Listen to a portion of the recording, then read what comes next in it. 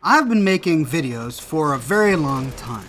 Most recently, I've started making videos for Fallout 4, as many of you know. In fact, many of you are watching this because you've seen my previous Fallout 4 videos, and for that, I thank you. Now, I do my best to read all of the comments that are left on my videos so that I can respond and get ideas for future videos. You guys are a great source of ideas for my future videos, so thank you for that. Over the past few months, I've detected a sentiment that I believe is running through the player base of Fallout 4, and that's that Fallout 4 is not as good as the previous Fallouts, or Fallout 4 somehow betrayed the spirit of the previous Fallout games, or that Bethesda is just in it for the money and they don't really care about the lore, they don't care about their gamers, they're just a bunch of money-grubbing capitalists, those evil game makers, and so on and so forth. And as a fellow geek, as somebody who loves games, and as somebody who loves role-playing and character building and settlement building and everything associated with science fiction and fantasy and video games and first-person shooters and the rest, I think that these kinds of attitudes are not only unfair to the people who create the games that we play, but they rob us of the joy that we should be getting from playing these games. Now, I'm not suggesting that you shouldn't criticize games, or that those who criticize Fallout 4 are inherently bad or doing something wrong. I don't believe that at all. You should criticize games, just like all art should be criticized. But what I'm talking about goes beyond constructive criticism and into just unthinking toxicity. There's a distinct vein of players, I have noticed, that have this sort of unthinking toxicity where they just find things to complain about, where they just pick at things that really don't merit the level of criticism that's being given. And they ignore many of the positives about what they're criticizing, and I think this is very true about Fallout 4. So what I want to do with this video is I want to talk a little bit about the mindset of a person that causes him to approach a game that he paid good money for with such a level of toxicity that it spoils the game for himself and potentially spoils the game for other people. I think that worldview does an injustice to the game. I don't think the game deserves it, and it's just a poor use of the few years of human life we have here on this earth to spend. I don't know about you, but I don't have fun spending 90% of my time griping about a game that could be better. Now, I know there are some people out there that spend their time that way. These are toxic people, and they just love pointing out flaws, and they don't provide any positive criticism. They don't point out the positives. They're just negative people, constantly toxic. Those kind of people exist, and you'll never cure those people. You can't do anything to convince those people. You must simply do what you can to block them out of your lives. But they're a very small portion of our gaming community. The majority of us play games like Fallout 4 because we see something intrinsically beautiful about the game. Whether it's the art or the storytelling or the game mechanics, we see something unique, something you can't really find anywhere else in exactly the same way, something that draws us in, and we might not always be able to express why. We just know that we like it, and we enjoy it, and we identify with it, and we can understand it, and so we play the game. I think a lot of the toxicity that I feel from many players of Fallout 4 comes from a few character flaws that we all have to struggle with at some point or another. Now, I want to say that many of the criticisms for Fallout 4 are justified. I'm not saying that it's a perfect game. What I'm saying is that it doesn't have to be a perfect game. And if you expect a perfect game, you have an unrealistic expectation. It's not the game that needs to adjust to your sense of perfection. It's your expectation that's the problem. Let's talk a little bit about perfection. And I'll start by saying something that I know many of you will not like to hear, but it's true. And it's that Half-Life 3 will never be made. 10 years ago, Valve announced that they were going to be working on Half-Life 3. Of course, it's never come out. Since then, people have been highly anticipating it. Every year, journalists speculate about Half-Life 3. Every E3, gamers anticipate that Valve will say something about Half-Life 3, and yet they never do. And the reason that Valve will never complete Half-Life 3 is because no matter what they do, no matter what game they make, it will disappoint the majority of players. No matter how good it is, it's just going to disappoint. The reason is because the idea of Half-Life 3 can never in any world be matched by the reality of Half-Life 3. Players have sort of idolized this idea of Half-Life 3, and they've romanticized their actual gameplay experiences of Half-Life 2. If you actually went back and played Half-Life 2, you could appreciate the storytelling and you could appreciate the game mechanics, but, it's not mind-altering, it's not world-bending, it's not absolutely revolutionary. It's a good game.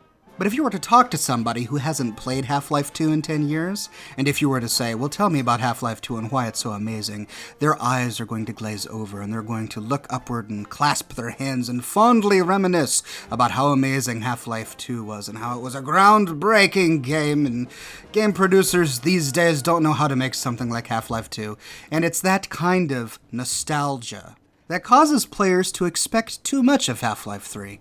Because nothing Valve could ever make could in any way satisfy the anticipation that they've built up. Now, part of this is Valve's fault. If they had, gone through and made Half-Life 3 without waiting 10 years, then they wouldn't have allowed time to build up and expectation to build. So yeah, part of it is their fault for allowing this anticipation to build, but part of it is our fault as gamers. We tend to have too high expectations for other people. We don't set the bar high enough for ourselves, and instead we set that bar too high for others. And we as human beings suffer from this same problem in other aspects of our lives.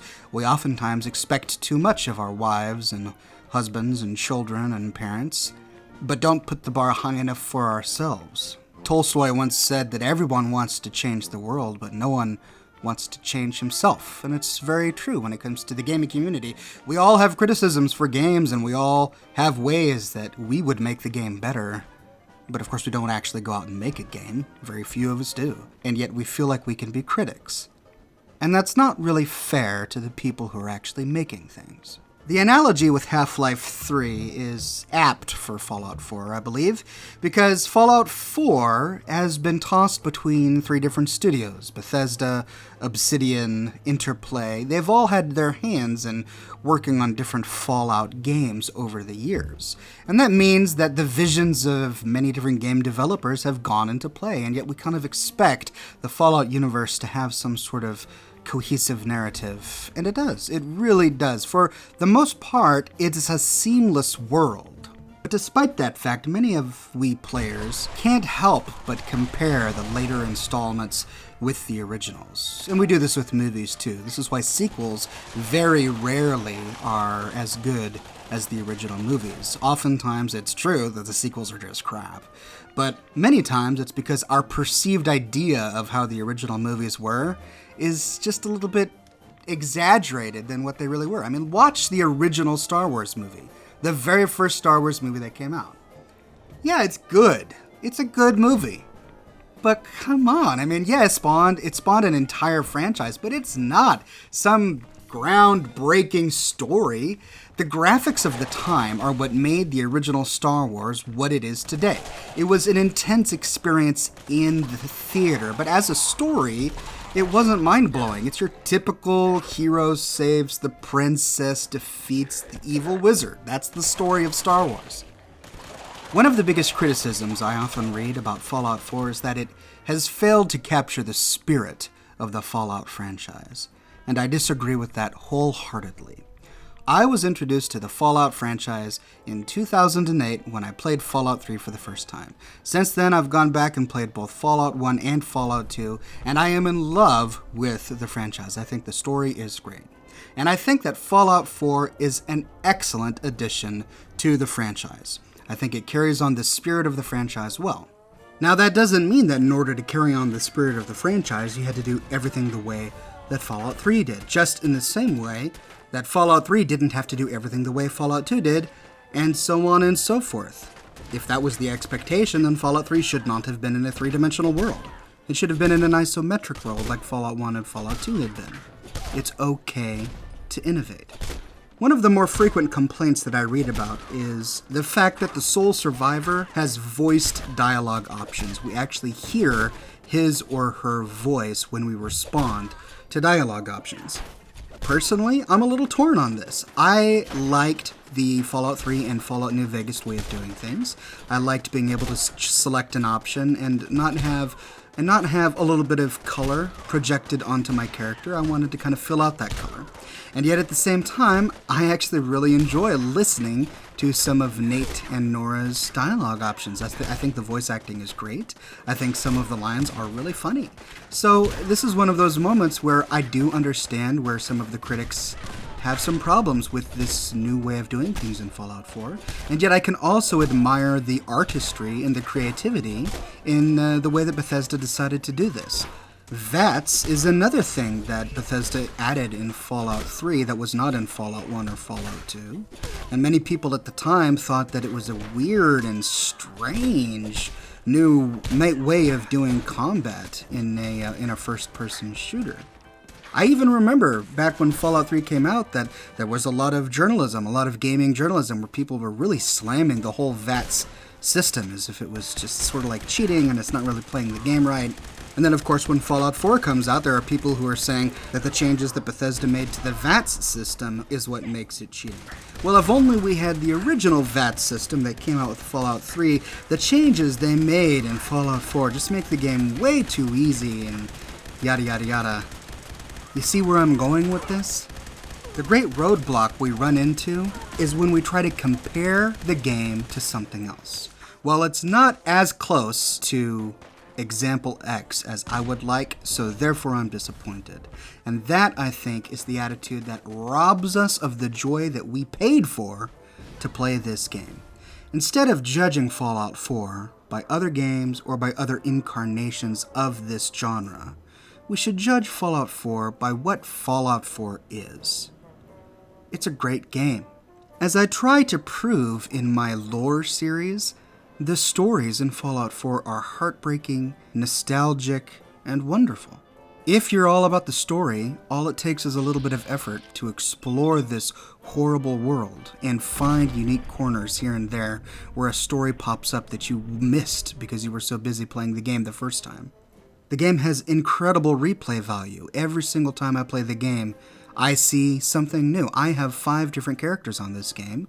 I've beaten the game on 4 of those characters, and every time it's been a completely new experience. Partially because of the gameplay, I was able to spec my character in a different way, and partially because of the choices that I made while playing the game. I chose to avoid the Minuteman questline in one playthrough. In others, I decided to side with different factions. No, it's not just like Fallout 3, and it shouldn't be. No, it's not just like New Vegas, a game which I loved. But it shouldn't be. It also doesn't get the credit it deserves for allowing you to keep playing after you beat the game. That, in my opinion, was one of the greatest flaws of Fallout 3 and Fallout New Vegas, and that is the primary reason that I haven't played both of those games to death like I have played Fallout 4. It's because when you beat Fallout 3 or you beat Fallout New Vegas, it's like the game ends, and you lose this motivation to build your character anymore. You're kind of like, well, why continue? I already beat the game. And I was dreading that feeling when I started playing Fallout 4, and I was so pleased after beating the game that it brings you right back down to the world, and suddenly you've got new quests to do. You've got new Minuteman quests to do. Oh no, you sided with the Railroad? Well then, hey, head back to Railroad headquarters. You've got more Railroad quests to do. Or you didn't side with either of those 2 factions, but holy cow, Vault Tech Workshop just dropped. You've got a new radio signal. Head on over to Vault 88 and you've got some new quests to do. The game doesn't end, and Bethesda needs some credit for that. They listened to their player base, they listened to the people who are playing their games, and they responded, and Fallout 4, I believe, addressed a serious issue. And then you have people who criticize the entire settlement building system. Now, settlement building is what I do, and I think I know the settlement building process fairly well. And I agree with many people that settlement building has a lot of flaws. And that's what bothers me about Fallout 4. There are so many things about Fallout 4 that are great, that are beyond criticism, that I just think you don't really need to waste your time talking about these things because it's great for some people, like story and lore and dialogue options. And if we're going to criticize, we need to criticize about things that are actually real and tangible that impact huge swaths of people, like just simple bugs in the gameplay. I feel like if you're going to build something, build it right the first time. I don't believe that Bethesda relies upon modders to fix their game for them. I think that's unfair to Bethesda, and I think that goes too far. But there is a seed of truth in that, and the seed of truth is that sometimes Bethesda will release something that's not really finished. Every single DLC that they have released, with I think the exception of Far Harbor, has had some fundamental bug in it that broke the way the game was supposed to play. I don't think Bethesda relies upon modders to fix the bugs in their own game, even though the way it works out, that tends to be the case. It tends to be the case that modders will fix these bugs, and then Bethesda just doesn't see the need to fix them themselves because the bugs are already fixed. But I don't think Bethesda sets out for that to be the case. I think these are complicated games to make, and I think that they just fail to discover them before they let the game go. And then they don't have the time or attention to go back and fix them because they're working on the new DLC. It's probably just as simple as that. They're so busy working on Nuka World or the next DLC that they don't have time to fix floating elevator buttons. It's not that they think that modders are going to fix it, they're just really busy working on Nuka World. If I could wrap up these thoughts with one little sentence, it would be that we shouldn't compare Fallout 4 to our idea of perfection. As I said in a previous video, I think it was during one of my live shows, I think one of the greatest dangers in any movement, any faction, any kind of frame of mind is when you look for the purest form of something. And that's my argument against the Brother of Steel. They seek purity. Racial purity. They hate ghouls and super mutants and synths because they're not purely human or because they're adulterating technology. And that kind of seeking after purity actually makes them weaker as a faction. And I'll explore these thoughts in a different video when I go through all of the different factions. But when you look for purity in a game, well, this part of the game wasn't done perfectly, or this part of the game could have been done better, or compared to this game, I was really disappointed. When you have that kind of purist idea, this expectation for perfection, it robs you of joy. You rob yourself of the enjoyment that you could be getting out of the game that you paid hard-earned money for.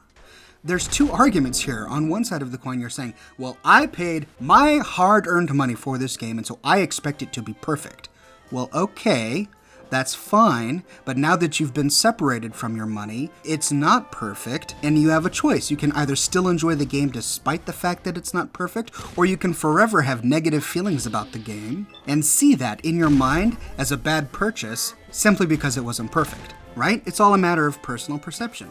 There are lots of people who have bought and played this game, and there are many people who love it. You know, it was a great purchase. It was a great use of $60. Instead of spending $60 on a fancy dinner with my family, I spent $60 on a game that I've gotten 300 really enjoyable hours of gameplay out of. Right? That guy is having a great time. For that guy, it was a great use of his money, and then now that he's done with the game, he can move on to the next game that he's going to have a wonderful time playing.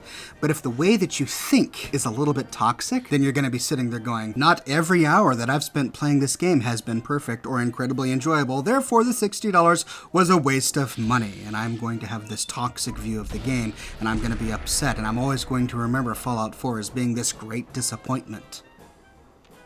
You see how we rob ourselves of our own enjoyment? Bethesda isn't doing this to us. Our family isn't doing this to us. People online aren't doing this to us. We're doing this to ourselves. We're robbing ourselves. The $60 suddenly becomes a bad investment because we've chosen to make it a bad investment. It's not a problem with the game. It's a problem with our own personalities. It's a problem with our character. It's a problem with our own worldview point. I'm not saying, and I never will say, that Fallout 4 is a perfect game. As I think I've made very clear, if you're seeking perfection, then don't look here. But the pro tip in life is that you can't find perfection anywhere. Set your expectations appropriately before you go into the game. Don't believe the hype. Don't expect perfection anywhere. With people, with classes, with books, with movies, with relationships, with your children. Don't expect perfection, or else you will be disappointed. You will become heartbroken. If we were to take Fallout 4 and remove the word Fallout from it, and called it something else, let's call it Boston 2.0, and we didn't compare it to the previous Fallout games, and we didn't have this expectation for the purity of the game to closely match the previous Fallout 4s, how would we judge it? Well, it would be a good game. Would not be a perfect game, but it would be a great game. We wouldn't really have any complaints about the way that the first-person character has dialogue options because it's its own unique game. It's a completely different entity.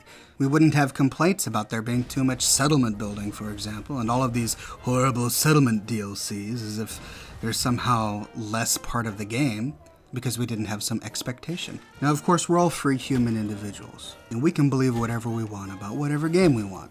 Now, I'm not telling you that you have to like Fallout 4. I'm not. If you don't like Fallout 4, that's your prerogative. And you know what? God bless you.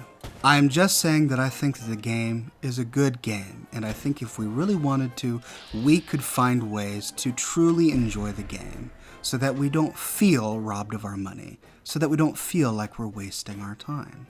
I think that as human beings, we have the choice. We can either choose to appreciate Fallout 4 or we can choose to not. My argument is that we're going to be happier people if we choose to appreciate it for what it is, instead of comparing it to some idea of perfection that it will never be and it never could be. That's all. Well, ladies and gentlemen, those are my thoughts on Fallout 4. If you like this video, let me know in the comments below. I have ideas for other videos like this. I am intending to sit down and do an entire video like this on all of the Fallout 4 factions, and if you are looking forward to that video, if you would be interested in it, please let me know so that I can prioritize it in my list of content to produce. Do you agree with my sentiments in this video, or do you disagree with my sentiments in this video? Please let me know in the comments below. I really love your opinions, even if they don't agree with mine, and I'm eager to read them, so please be thoughtful. And if you like this video, please subscribe for more and share it with your friends. Thanks so much for watching, and I will see you soon.